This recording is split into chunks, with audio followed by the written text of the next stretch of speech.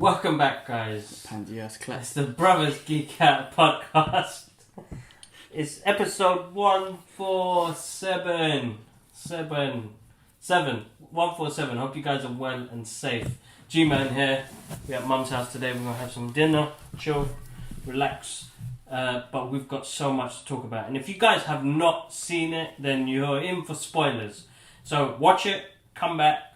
Again, we're having that Avengers theme where almost a year it carried on with Infinity Wars and then Endgames, and now we're back to Wandavision, and it's a great feeling. So let's talk about other stuff before we jump into our theories about what happened in Wandavision in episode 5 this week. We are going to talk about a movie I saw the other night.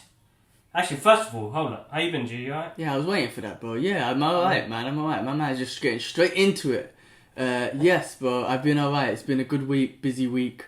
Lots going on. Been watching new shows and whatnot. Kingdom. Started watching Kingdom. A lot of people have been telling me it's a Korean zombie show based in the medieval Korea. And my friend in Korea, work colleague in Korea, she told me about it ages ago. I never really got into it, but then I got into it. Fucking awesome. Loving it. I'm on season 2 now. How long are the episodes? They're about 40 minutes, 45 minutes, an hour or something. Okay. Yeah, so I've got into that, been watching that. I watched a couple of movies the other week. I watched a film called White Tiger, which is on Netflix. Haven't seen that yet. Which is pretty good. I won't say much about it, but it is a story about... It's based in India, and it's almost a story about the rich and the poor. And it's how the caste system, isn't it? Yeah, about caste system and how the poor are programmed to be thinking one certain way and how the rich treat them. It's very kind of relatable in the sense of humanity, rich and poor and caste and all that sort of stuff. So, great story. I won't spoil it or anything, but I think it's pretty good. We'll go from there. Definitely. Yeah, and then other than that, man, things have been cool. My God, CNY this week. So happy. I guess for next week we'll say it, but I'm sure people are getting ready for CNY in Asia and everything. If I was out there in Singapore, I would be there. But I'm still stuck here. We had a good busy week. We had 2 more guests come on the podcast, which we'll share over the following couple of weeks. Shout outs to Paul and Ashley. Thank you so much, guys, for joining in. Our episode with Dax is out at the moment. You guys can check that out. The next one that comes out is going to be with Tasmin, the aspiring Kryptonian. That comes out in the next week, guys. So check that out. But yeah, it's been alright. It's been a busy week. I see Katsumoto. They're just in his power pose. This guy is looking epic, man. Shout outs to Pop Toys in Hong Kong. They're doing these figures and whatnot, and Ashraf found them and he loves buying their figures.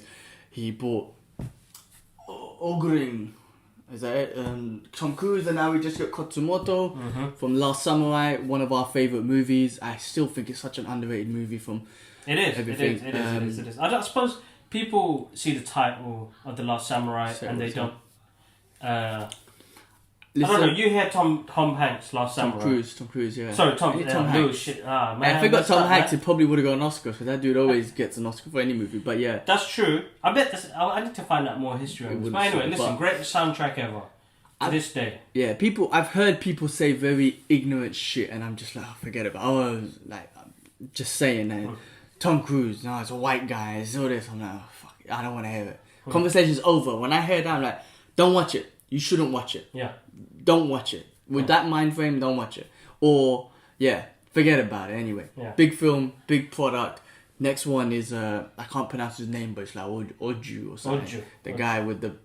He is a real samurai. That dude. So I think that's the next one I should get. Look, interesting one. Guys, check out our episode on The Last Samurai, the therapy session, and how much love we have for this movie. And you're right, there are people that have that ignorant sort of mentality to things like that, and everybody's got their own opinions. I don't blame him, to be honest. I don't blame. Remember Paul Mooney from Dave Chappelle? he said it himself, so I don't blame him. Exactly. But the movie, when you watch it, it is a brilliant, brilliant movie. Yeah, absolutely awesome. But move on to another good movie I watched, but actually, really, Regina King, shout out, director. She did a movie called One Night in Miami. based on an event that happened between Muhammad Ali, Malcolm X, Jim Brown, and Sam Cooke, which is it's such a powerful movie in its own, and I hope this movie sweeps up all the awards because it was such a good watch, bro. I had such a good watch. I did not expect. You know, you hear of these four iconic guys together, and this was the pinpoint of crucial changes in all of their lives. Yeah, it was crazy. I thought it was going to be a movie where there's loads going on, different environments, different scenes. No, it was literally them four in a room having a conversation of history. Yeah. You know what I mean? Literally a conversation of history or discussion or argument or whatever. No, as you said, each one of their lives was an impactful moment in each of their lives, and absolutely amazing. Now, I don't know what exactly is 100% accurate and real, but I think the basis of it, the conversations and whatnot, it was probably accurate, but I'm sure there's some things that were added, I don't know, but powerful, bro. Powerful. I loved it. Great movie, man. Absolutely great movie. I mean, the actor who plays Malcolm X, like, at first I was like, oh man, he doesn't, like, kind of, you know, you always go for looks, innit? Even the guy who played Muhammad Ali was like, right, he got his voice on point. You know what I mean? The adjectives and things he used in the sentence, I was like, right, he broke it down. But Malcolm X, he took a bit of time to get used to it. But then when he did get in, I realised, man, this guy sounds like him, man. An English actor as well. Oh, is he English? He's an English actor. Brilliant. So the more he went into it, and the moral of the story about having power in certain sectors, that you can use it in a way to empower your own people and, you know, rise above all the madness that's going on. The guy was so passionate, man. It's a different story to Malcolm as well, because I know majority of the movie was based around Malcolm. It was based around Malcolm, and I was gonna say, I think people get Malcolm a bit mixed up as well because he was aligned with the Nation of Islam, which is not the true form of Islam. Yeah. He had so much passion for the and this is like what's going on now, right? But he had so much passion for the motive, right, of empowering his people, black people and whatnot. Yeah. He got caught up too much in, and I'm using these words, they're not the right words, but I'm just using them. He got too much involved in the movement. And the movement, unfortunately, might have been a bit negative. There could have been violence and all the sort of shit that was not necessary. yeah, But the motive was always pure, and that was just empowering his people. And I think he was so passionate about that, he even discovered the true Islam, which is, I can break bread with white people, and white people are not my enemy, and that's right, and all that sort of stuff. And the beauty about it is, like, his motive was so passionate that it led him to the truth of Islam and also bringing himself together with white people, which at that point, you know, the Nation of Islam was like, you know, they're the enemy. We can never break bread with them. They're never going to be able to help each other and whatnot. So that was the beauty, man. I loved it because I'm talking to people now and I'm like, you know, if he carried on with that movement, it would have been a lot more violent and whatnot. You know what I mean? Of course. And that's what the difference is between having that pure motive of, you know, I want to empower my people, I want to look after, not just black people, I'm just using it as an example, empower my people. Then you get so radicalized, violence comes in. It's like, you're not a part of the motive, that means you're my enemy. No, like, that's not the right way. And I think that's the way the Nation of Islam kind of, you know, it did portray itself, and that's not the true fashion of Islam. And even Muhammad Ali saw that eventually. You know, he saw that as well. So it was I love Malcolm X's story. My girl's got the book for me to read, so I can't wait to go there. And I'm a shit reader, so it'll probably take me forever, but I will read the book. That's why Ash's got it here somewhere, bro. You could have started. I don't think he's got the one. I gave it to him. The autobiography. The autobiography, you got it? Yeah. Alright, well, maybe I could get started here. But I love that, man. I want to make that. I wanted to make that clear, man, because again, with me, this is just my opinion. I just think there is a difference between the motive and the movement, and I think sometimes with the movement's great, but that's where things get radicalized within that. The movement has faults in it, but the motive is always going to be pure. But that's my opinion. Now, maybe I'm using the wrong words, but if you get what I'm trying to say, he had so much passion for that motive that it brought him to the light. And then unfortunately, the movement as in the Nation of Islam, killed him, right? That was what happened. But the reason why I love his story so much, right?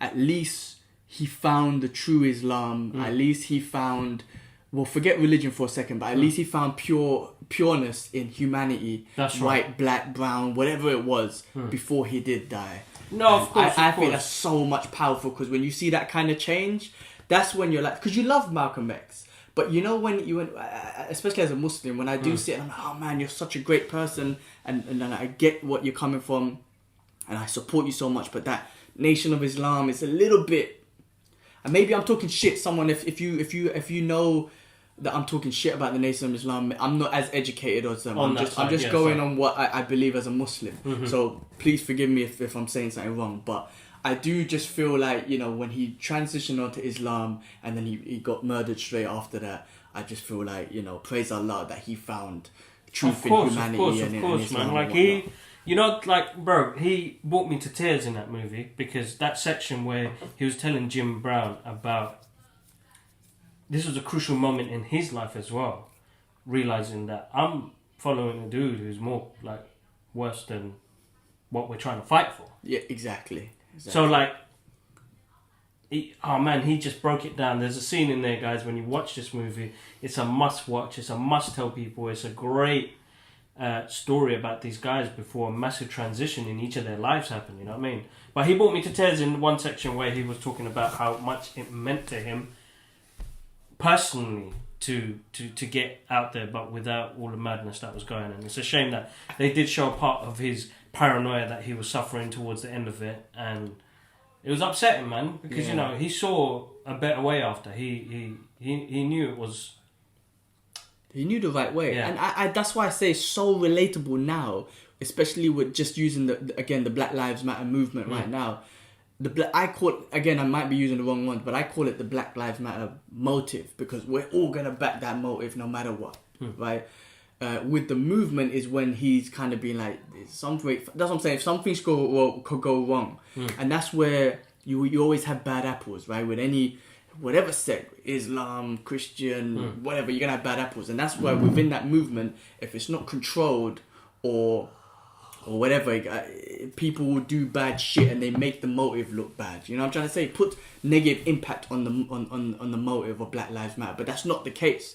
It just comes down to certain people that fuck up things. You know what I mean? And I think he saw that in that phase of his life. He was like, man, like I know I'm doing the right thing, but I just don't think we're taking the right road towards it. You know what I mean? And that's what he was trying to explain to them boys in that moment. You know what I mean? He was trying to explain that to them, and it's just, you know, after watching that documentary where that brother was trying to find, you know, because his murder's unsolved, Sam Cooke's murder's unsolved. You know what I mean? You're like, these are big guys in the game, and their murders are still unsolved to this day. It's unbelievable, bro.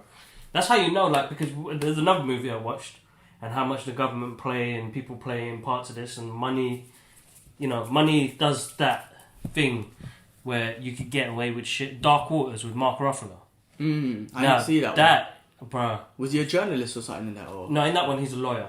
Okay. And it's based in West Virginia. It's based on this big company dumping. It's so important you guys get the chance to watch this. The documentaries have been out as well, where they've poisoned the water with all types of chemicals. And you're talking about 50, 60 years of this poison being produced in, you know, people are catching cancer, leukemia, testicle losing, and all sorts of madness. And these large corporations are just getting away with it. You know what I mean? We were talking about it today. Who was I talking about? With Jacob or something? No, we were talking about yesterday about the COVID and the vaccine and all this sort of stuff. Like, someone's making money off it. Of course. And then and I'm not saying that's fine, but we are going to have to just pay the price. Yeah. Because they said the vaccine, for example, I'm going off topic now. They said the vaccine, for example, is mandatory. That's cool. I won't take it unless I'm forced to. Like, I don't take the flu vaccine, right? I'm called to just rely on my immune system. Now, I like to travel. And if I'm told to travel, you need to take vaccine, fuck it, I'm going to take the vaccine. I'm going to take it. I've got no fear. And yes, businesses are going to make profit off it. It's just the way of the world.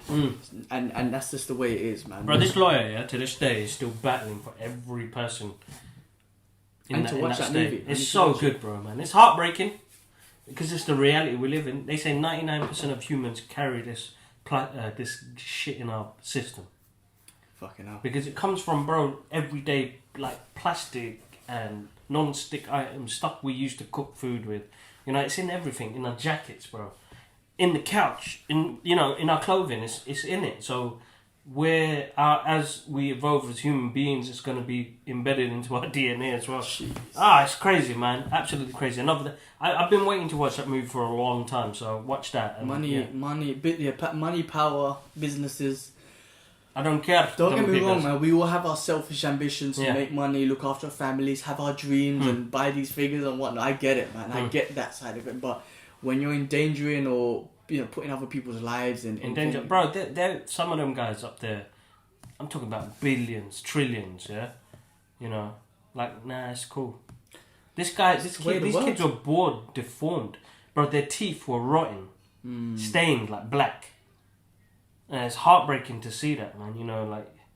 And Mark Ruffalo's character, the lawyer, and his documentary is amazing.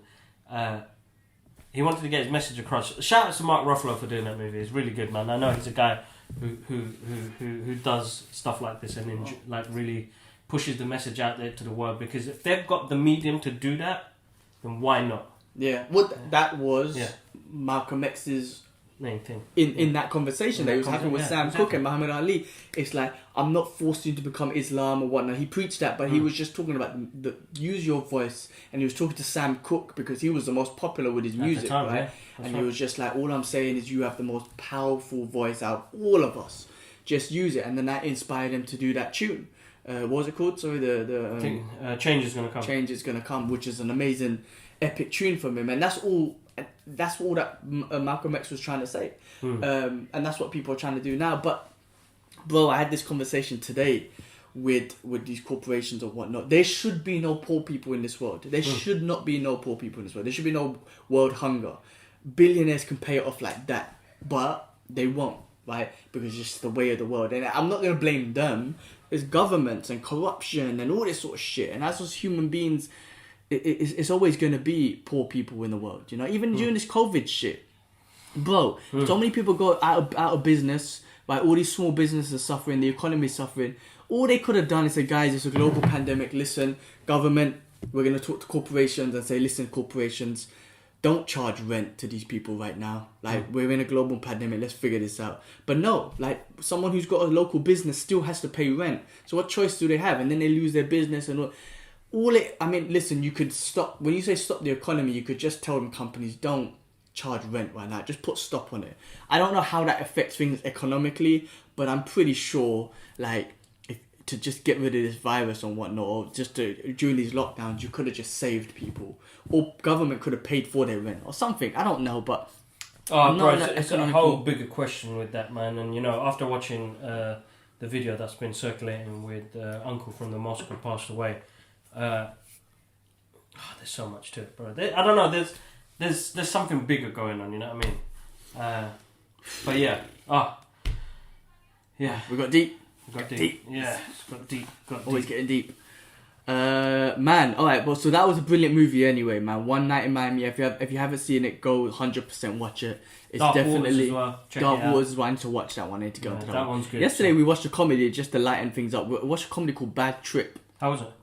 And I'm so basic, but I can't tell you who's in it and whatnot because, basic. Because I'm basic like that. However, it was hilarious. And me and Jakob, and we haven't had that kind of laughter in ages. And Jakob was doing his old college days, and just dying, punching him, bro. So the film is a basic comedy. This dude, he basically traveling to New York to find a girl to tell her he's in love with her, right?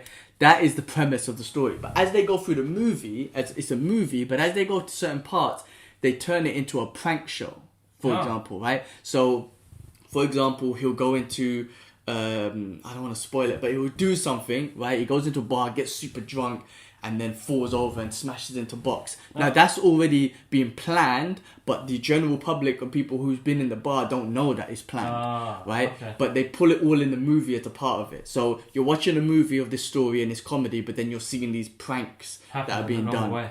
Interesting. So it's actually hilarious, and there's some scenes, like I say, me and Jakob were dying, and it's the first time I've seen Jakob die like that since It's college been a while, days, man. It's been a while. Because remember, he laughs so aggressive, he starts punching everyone. Yeah, he's that guy. He's that guy. I'll never forget when Dwayne used to sit next to him like, oh man, I can't even enjoy the movie, boy, you're hurting me. Move.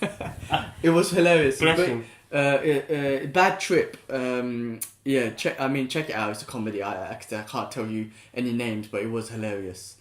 But yeah, on the lighter note, watch that. No, definitely. What have I got on my list to watch though?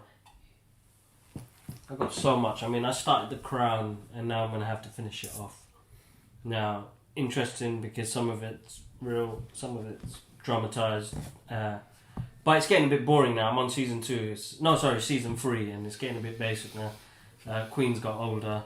At the beginning, it tells you, all the rough hardships and what she went through, and which is quite, I'm always not been a fan of the monarchy, but understanding it a little bit more, it's weird. In a way, I've got to say, some of these programs are good because it gets you into a bit of history. Yeah. Because then it wants you to look up. The first thing you do, you Google, man, what affairs, what's going on? You know what I mean? So, interesting. So, we're still going through that. I started my nephew's book. So, yesterday I got to do 2 pages, so I'm excited to get that done this week. My plan is, I've been putting it off not putting it off, it's just one of those projects that have just been there on the list. And yesterday I started it, so I don't want to speak too loud because my sister-in-law probably here. So I want to surprise them with that on Friday. Awesome. So that's some good news. Amazing. That is amazing. What else is going on, man? Let's get on it, man. Some of these people are waiting for it, bro. Alright, let's geek out, right? About Wandavision. If you haven't seen it, then we're going to spoil the shit out of it for you. And go watch it. Episode 5. Oh my god. Listen, alright? I'm working on Friday, right? And then my guy from Hong Kong, we geek out sometimes, but he'll never message me out the blue. It's only when we got a meeting scheduled and then we would start geeking out about other things. My man messages me out the blue, he's like, G, have you seen Wandavision yet? It's episode 5. I'm like, no, bro, remember, I'm 8 hours behind. I'm 8 hours behind you. I'm still working, right? He's in Asia. He's finished right now. He goes, oh my, let me know when you've seen it. I'm fanboying out right now. And I'm like, oh my god. For him to message me, something has happened. And then you message, and I had to finish off work. And then you message me, boys, brothers, please, can you watch it? Bro, first of all, they're kind of like spoilers because now I'm expecting something big. In a way, I'm like, oh man, shut the fuck up, don't tell me nothing. What? So I think next Friday is Chinese New Year in Asia, so I'm not going to be working on that day. I'm probably going to wake up straight away and watch it. Or I might even stay up Thursday night, and when it hits midnight, boom, watch it. But, bro, that was the beginning of the multiverse. That is Marvel at its best, getting everyone's attention to this show, blowing up the internet. Listen, man, Marvel just doing what Marvel does best. Kevin Feige, all of them. Makes those 4 episodes, all those episodes that will come in and people are like, oh, I'm not feeling this, I don't know what's going on, and had no patience. Bro, this just busting up. So good. I mean, the way they laid it out. So, like, interesting, before we get to the point where you probably already know. If you don't know, then you lose. Well, you might as well say it since we're talking about it. So, WandaVision. Vision starts to clock like there's something wrong. And I love that scene because he's like, there is something wrong. When that email came through and when he spoke to that guy and he was like, it's Wanda doing all of this, my mind's hurting. I'm like, what the fuck? Shows and then her power level, when man. she talks to when Darcy Rambeau and what's her name? Jimmy Woo start talking about reality and that scene where she shoots the Kevlar and she was like, she's basically altered reality from what I was wearing. And then a Fantastic Four sign and... Oh, wait, what did I miss? Huh? Fantastic Four sign? What did I miss? Can you see it? It was on... You know when they were talking about... I know a guy who's an aerospace scientist and they had a number 4 in the corner, bro. Did I miss that? Yeah. I'm watching that after this. Oh my god, bro. Are you serious? Was it... Are you serious? In that scene. I missed it. Was it someone she phoned? What about the dude No, she she goes, I'm gonna phone somebody. You know when she said, they said Captain Marvel, and she goes, don't speak about Captain Marvel. There's something that I'm interested in. So I'm interested to find out about that. About it, yeah. And then she goes to the board and says, I know an aerospace scientist that would be interested in this.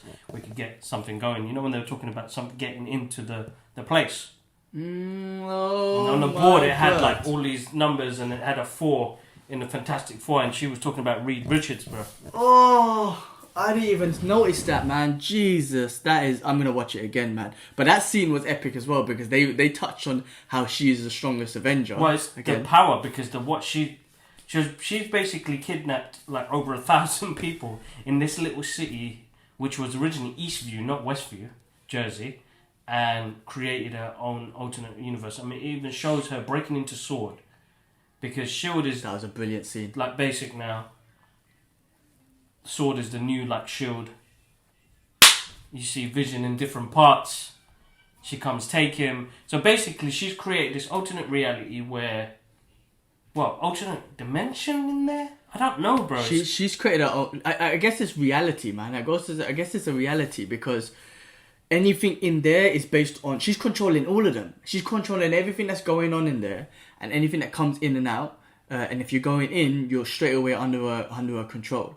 Now, in House of M, the comics, if I remember correctly, she changes reality completely as we know it. Yeah. So this is just a bubble. But in that, it's the fucking universe, right? That's why the Avengers and X-Men have to try and go kill her in House of M. But this is just a city. But anyway, it doesn't matter if it's just a city. It just shows finally showing how powerful she is, because she has everyone under control. It, you know, she could have killed Thanos. Exactly. Rambo said it, right? She could have killed Thanos. But he rained the fire. Exactly. So, listen, man, it just shows how powerful she is, and I think they've developed her so well, because we were talking about the other day on the live stream. She's still a kid, or maybe she's grown up since then, but Cat kept on referring to her as a kid back in Civil War. You know, they're just a kid. She's just a kid. You can't imprison her and whatnot. Yeah. She's gone through so much PTSD as a young child, brother dying, the shit she went through as a kid anyway. Yeah. Got radicalized by Hydra, Vision dying, all that sort of shit. My question is, and then we saw what happened when she broke into the sword and whatnot. My question is, because her and this is what I love as well, Clint, Hawkeye, her and Clint were concrete.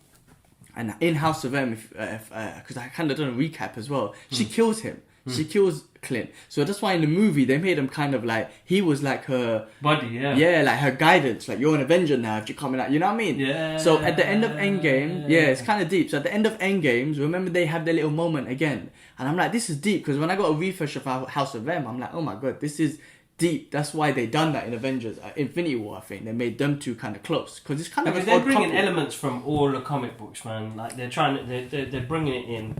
I was going to say, my thing is, I know Clint is probably retired and whatnot, but I wonder what happened. This is what I hope they tell us. What happened after Endgames to this point? Why is no one looking out for her? Cat probably left not instructions, but kind of like, look after these people, blah, blah, blah. Where is everyone? Like, so I'm very thinking about that. And other thing, I think Vision is alive. I think she brought Vision alive. Because if you remember in Infinity War, Banner was talking about, if you take the Mind Stone out, Vision will still have the best of Jarvis and Banner and Stark and be Vision. So even though the Mind Stone's out, I remember in Black Panther, Shuri was going to try and take it out. Scarlet Witch, she's still developing her powers. I think the PTSD, all that shit, the grieving she's going through, I think it elevated her powers, and I think she was able to bring him back alive. So the process that Shuri was trying to do, I think Scarlet Witch has done it in her reality. Because if he wasn't alive, he wouldn't know. He wouldn't be aware. Bro, yeah, he wouldn't be aware. He'll be fully under her control. He's slowly breaking out of her spell and doing his own thing. So he's like, what the fuck is going on? That's why I think he's alive. Otherwise, he will be 100%. Because he said he doesn't have no memories, bro. He doesn't know what happened before this. Exactly, because that's because Thanos ripped his head off. Bro, so that's that. I'm moist over that. And I love the fact that Vision's trying to he's still he's pure. He can hold the hammer, remember that. So he's pure, so he's shouting at the love of his life saying, you're hurting people, you're hurting his friend at the office and whatnot. Yeah. Bro, I loved that scene, and he's just like, I don't remember what happened before this, but bro, and also like there was so much other things, like, you know, the blood. Remember the advert? I was realizing the other day, the advert with the tissue and then the wine or the red juice drops and then the tissue wipes out, and the tissue was called Lagos. That was in Nigeria, Lagos. That was the blood that she spilt. Yep. But I think the tissue was to wipe off, like almost like she's wiping away the blood that she spilt in Lagos. Blood on the ledger. Yeah, exactly. As they say in oh my goodness, man! It's the connections, the everything, like, and the kids. The they kids age themselves. Jeez, yeah. She's brought them into reality, bro. They're real in They're her real reality, kids. yeah. So let's get to this part. So while they were having that little disagreement, and he's trying to tell her, well, not disagreement, he's trying to tell her to stop whatever she's doing because it's not them, it's not her. There's something else. There's more to this. The door rings, and before that, I'm gonna rewind a bit. The sons talk. Actually, wait. The door rings. They open the door. They give you a shot from the back, and you're like, motherfucker. They brought him back. Then they do a shot from the front, and you're like, motherfucker. They recasted him. And Dusty says it. Oh my god, she recasted her brother. So Quicksilver is in the picture, and it's not the original one. It's from the 20th Century Fox X-Men. Yeah, they changed it up completely. And there's memes going around. It's fucking moist. I love seeing that shit online. I even did my own one this morning. This is how this opens up a whole new discussion for us to geek the fuck out on, right? This is, to me, the start of the multiverse. Mm-hmm. This is obviously, I think, the introduction of mutants. Yep. This is the introduction of the mutants from the 20th Century Fox, but this is what I think is going to happen. I think they're going to keep because the fear, my fear is that I don't want all those characters from the 20th Century Fox X-Men. I'm sorry, but no. I think they can recast a lot of them. That Quicksilver actually was very good. Yeah. That's why I think they brought him back. Yeah. Same with, I think, same with Deadpool, for example. They kept Ryan Reynolds because he was awesome. So I think this Quicksilver was on that level. That's why I've said, we'll keep you. I think, basically, he's from a different multiverse, right? Because Darcy said she recasted her brother. In that world, in that universe, right? Her original brother died in Avengers and Age of Ultron. I think there's so many theories that we can go off, but I think what Marvel's going to do is when they open up the multiverse, is going to have mutants coming from different multiverses. This is my opinion. This is my thought. And he's from the 20th Century Fox, and anyone they keep from that 20th Century Fox, like be it Wolverine or whoever they want to keep, Hugh Jackman, whatever, they'll bring them in from there. But the other mutants, I reckon they're going to recast them and bring them from other multiverses. That will be their way of recasting it, I think. But the fact that they used the 20th Century Fox thing and connected him is I swear that's like movie production, whatever, history, bro. Like, who the fuck has ever done that? Like, have they? Well, no, this has never been done before, bro. It's never been done before. Never been done before. She says in that moment before the door rang, I didn't do that. That's another thing. I didn't do that. Now, my theory on that, and I've spoken to all my friends online. Thank you so much, guys. I love you. We think it was the kids. You think the kids done that? Yeah. Because when they were having that conversation, when she goes, don't you have a brother or somebody or a sibling or something? And she goes, yeah, he's not around here no more. And they go, ain't you sad? And she was like, yeah, but the camera pans into her face. I think the kids brought it back. Because they're mutants. They are mutants. And well, whatever reality, whatever they are, they're... But how could they... Okay. Well, because they've got the same powers. One's a speed star, the other one's a... What do you call it? They didn't come from Vision. They don't have nothing on Visions. They're going to have everything she has. And her bloodline has. That could be a good point. Yeah, I mean, because that makes things even more interesting. Because yes, she was arguing with Vision, and the door rang, and Vision was like, "Oh fuck!" And she was like, "No, that wasn't me."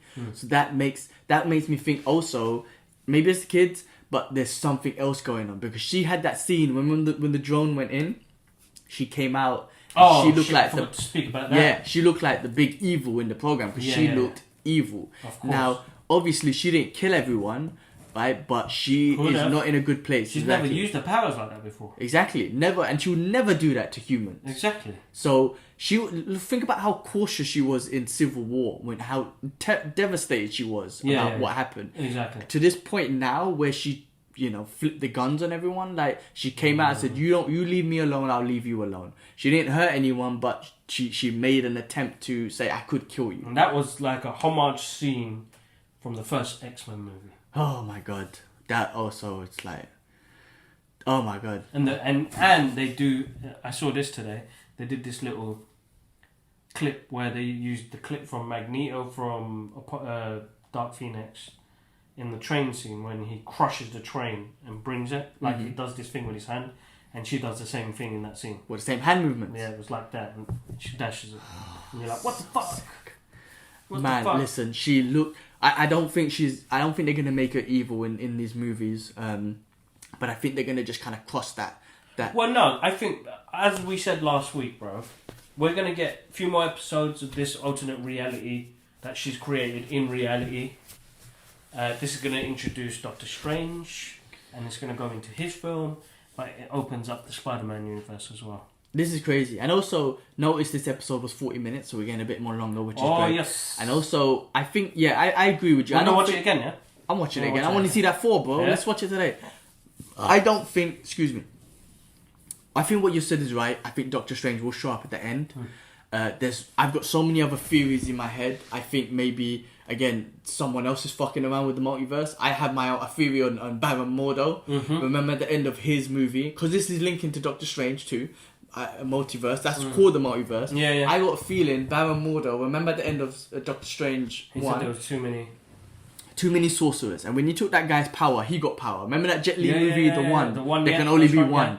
I feel like Baron Mordo, and again my theory, is going around taking sorcerer's powers, but also going through the multiverse to take sorcerer's powers, because there can only be one. And I feel like he opened up the multiverse, and I think maybe that Quicksilver went in, and that's how he's there. That's what I think.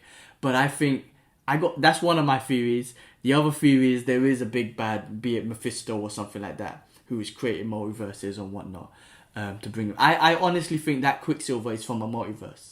That's what I think. The multiverse is already open and he slipped through, and I think that's going to be a story that comes through.